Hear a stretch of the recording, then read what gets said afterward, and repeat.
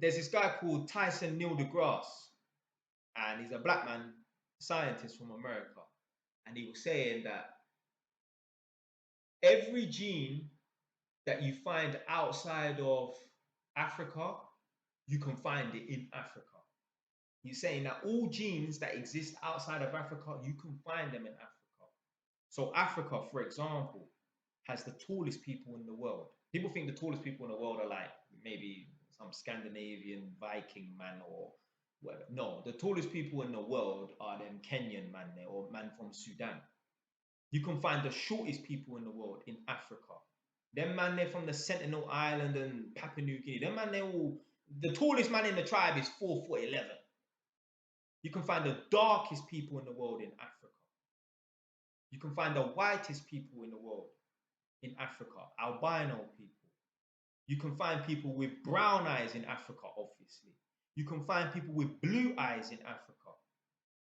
There's the Blue Eye tribe in Africa. Allegedly, all people that have blue eyes have like one common ancestor because allegedly they're trying to say that the blue eye gene started in somewhere like Norway. So anyone that comes from a parent that has blue eyes, even if they have brown eyes, like let's say like Nadia, Nadia's got brown eyes, but her mom has blue eyes. All people that either have blue eyes or come from someone that has blue eyes are more closely connected than anyone else, sort of thing. But they're saying that the blue eye gene started in Norway, but how can that be if there's an African blue eye tribe? The Africans never left, went to Europe and come back. So I don't understand why they're saying, oh, the blue-eyed gene started in Norway or some part of Europe when there are the blue-eyed African tribe that I know they ain't fucking left and come back.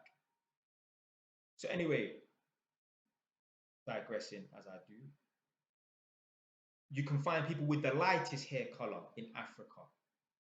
Again, albino people. You can find people with the darkest hair in Africa. See, you can find the fastest people that come out of Africa. Usain Bolt, Jamaicans. You can find people with the best stamina that come outside of Africa, that come out of Africa. People like Mo Farah and them. In a council house, you can find every monumental fuck up that you can imagine. Gambling addiction, alcohol addiction, drug addiction, dropping out of school, dropping out of college, dropping out of university, having 6 baby dads. Every fuck up you can think of, you can find that in a council house if you look hard enough.